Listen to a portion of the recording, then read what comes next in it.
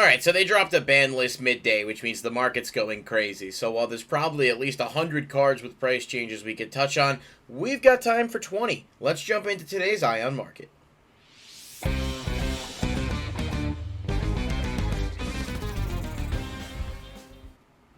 Alright guys, so inevitably this is probably going to be like one of 2 or 3 market videos this week. I mean, just with the massive amount of shifts that are going to happen with the ban list, cards going up, cards going down, all kinds of things happening in the middle. It's really a lot of changes happening that we need to cover, and don't exactly, want this video to be 45 minutes. So let's not waste any time and jump right into it. If you guys have not already, please like this video and subscribe for more content. I post market videos weekly, as well as reviews, deck profiles, and all sorts of other random shit when I feel like it. But, that being said, let's jump into it. Starting off with Lilith, Lady of Lament. This one doesn't seem to actually have any relation to the ban list. I've just noticed the price is up a ton from where I remember it being. It's about $11 a piece with only 25 listings. It's a neat card. I don't know where it's seeing a ton of play that would warrant that price, but I do think Lair of Darkness needs to be rewaved at some point. We've discussed this in the past.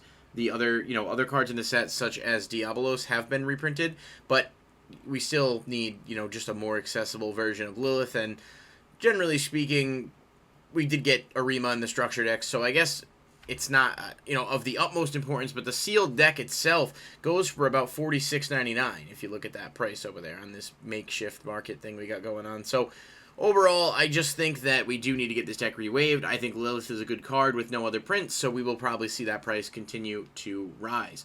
Jumping into the more important stuff, Salamangreat Sunlight Wolf is the first one up. The reason I bring this one up here is obviously with the deck getting hype, people are going to go after these things. This is a super rare from OTS 10. It does come Ultra in Battles of Legend. Whether or not you consider Tournament Pack Foil a higher rarity than like an all-foil set is really up to you, but this one's pretty cheap, all things considered, at about 50 cents. If you are someone who prefers the, Tournament Pack versions of cards or want to play this one, it is cheap. I would say maybe grab it sooner than later. If Salad does take off, I think you could see the price go up. Obviously, Sunlight Wolf does have a lot of other printings. The Ultra is pretty cheap too, and it's going to be a battle between the two, which one really holds value, but we will see, of course. Sky Striker Ace Rose, not shocked by this at all. This is up to about $25 for sold listings. We are hoping for Megatin hits. This has got 10 listings left at the time I'm making this video. It may be higher after that, but the price on this is going to go through the roof, especially as people scramble to get Engage and rebuild a deck that everybody was tired of like a year and a half ago. Like, it makes no sense to me because Eternal format, people were like complaining, oh, Salad, Sky Striker, it's been around so long. And it's been like a year, and now everyone's like, oh, I need this again. Like, I want all of these cards. Like, I am not excited about Engage coming back into the game because I really do not need Eternal Format 2.0. Like, I'd rather have other decks, more diverse decks, bring back some other stuff like Wind-Ups and Performapal and Draco, and bring back things from older formats. Make things more diverse. Don't revert right back to the bullshit combos with Sky Striker. But that's a rant video that's not related to this specifically. TLDR, Rose is pretty pricey now. If you didn't have them before, you're going to pay a pretty penny trying to get them. Engage is up a ton. No one should be shocked by this. I think people have been buying this out a little bit at a time on the off chance it did come back. About $18 to $20 on the Battles of Legend version. The Dark Saviors version is significantly more, about 40 bucks for the first ed, 25-ish for Unlim. They're both secret. If you're paying a price that's similar for Unlims or whatever, I say go for the first ed, highest rarity. It's going to hold value long term. I think this card will be banned by the next list, so really decide what you want to do there. And then the Ultra Rare is about 12 to 15 from the Gold Sark Megatin. This has 21 listings. It is moving pretty quick, but it is the lowest rarity. I think it'll probably be mostly affordable, depending on what the deck does. Sky Striker Ace Shizuku is a secret rare from the Megatins. It's already been relatively pricey. I'm not entirely sure why. May just be popularity or the fact that people like to, upgrade their foils. And this does have an ulti, but this is the mid rarity. Around $7 to $8, 38 listings, so it's in pretty decent quantity if you don't have them and still want one. But I think we may see it continue to move in the opposite direction. Widow Anchor from Sky Striker is about 10 plus for the first ed. This actually has 11 listings left. If I refresh the page while we're here, it's down to 5. So this just happened in the first, about 5 minutes since I set this up.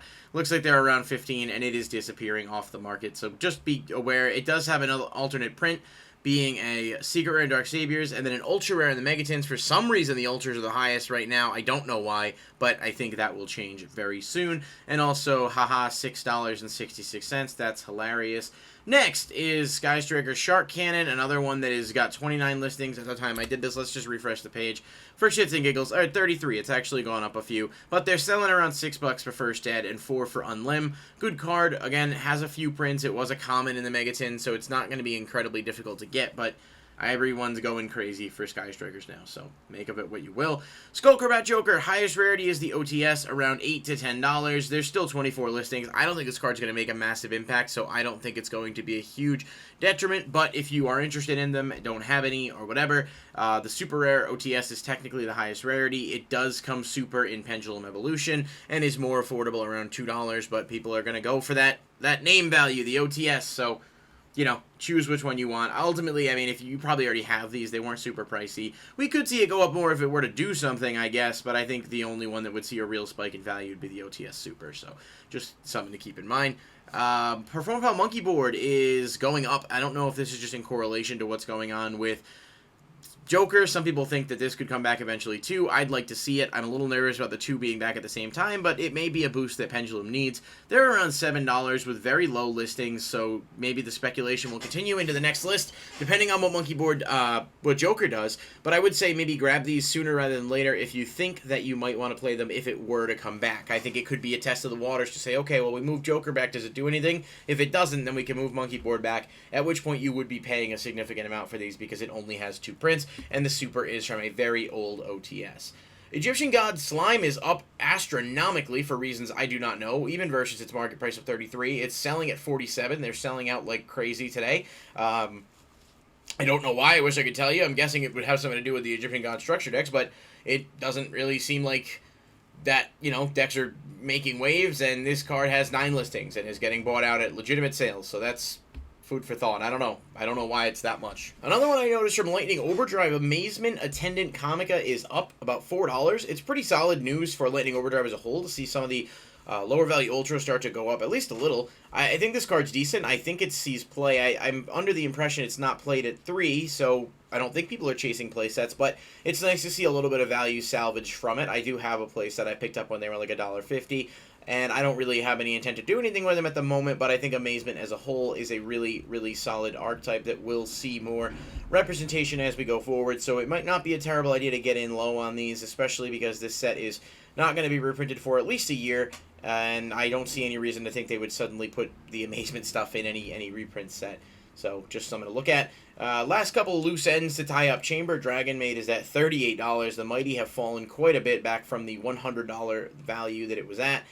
Listings are selling around 36. I think it's just because it's now confirmed for Maximum Gold Eldorado, so we know it'll be in there, and it's got a good chance of hitting one of the other products as well, whether that's a Megatin or Battles of Legend or something. I wouldn't be surprised if it did skip those and just went straight into Maximum Gold, but people now know a reprint's on the horizon, and so it is going to fall. This was $100, which was absurd, but that's, you know, what happens in modern Yu-Gi-Oh! Ancient Chant is also a victim of the buyout effect, it looks like, with $29.95 being the lowest listing that we have here, and as I refresh the page, that hasn't changed, but I was watching a buyout of these happen. You look at the prices, they're all selling. So about $30 for this again. I don't know if people are just really sinking their teeth into the Divine Beast decks now that we got the new structure decks and are finding something I'm not seeing, but that's what we got going on. And just to take a quick peek, I don't like the formatting of the page, you know, to pull these up, but it does look like that's about it for the raw set that has really seen a spike in value, so it's not like Millennium Revelation or Blaze Cannon. However, I will point out Millennium Revelation is very low in listings with 37. I don't know what that means. People are putting them up, but they are selling today a ton. So there's some weird trends going on with Egyptian God support today that you should probably pay attention to, because they are all moving at pretty significant rates, so just food for thought. And lastly, the Salamangreat stuff. Mirage Stalio, 31 listings.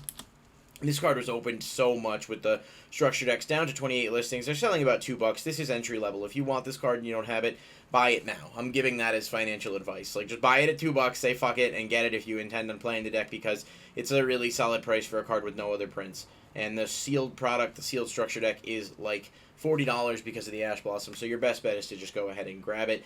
Salamangreat Balinx is about $6. This is what these are selling at today with only 15 listings. Definitely a key component of the engine, a Link 1, so it's insanely good in general. And this has just gone up a little bit over time, but it is high versus its market price, so it may be something to grab sooner rather than later if you plan on playing Salamangreat. But I would imagine most people that are willing to subject themselves to that nightmarishly boring deck already have their copies. And I would say no offense, but I certainly do intend it.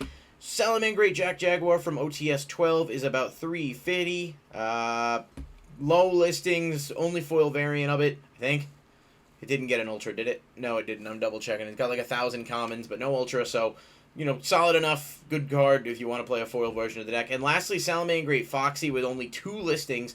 It has disappeared from the market. I think this is definitely one of the ones people are chasing after. And just a quick refresh shows me it's about $10. I think that's a bit hype. Look at the market price. Look at the sales. But people are going to compete for listings on this, and as we stand currently, it is a $10 card. So, overall, the market is going wild. As you can tell, I didn't even really touch the full extent of it, but we took a look at some stuff. If you're interested in playing the Sky Striker Salamangreat stuff, it is going up quick, and I would definitely monitor the market, but don't overpay, especially because you can get this stuff in common and or lower rarity. There's no reason to break the bank unless you're open to the fact that, you know, you're spending what may be inflated prices. With the exception of Engage, I do think that now that it's back is definitely going to continue to rise, at least for a little. So pick and choose and see what deals you can get. Well, thank you guys so much for watching as always, and I'll see you in the next market video.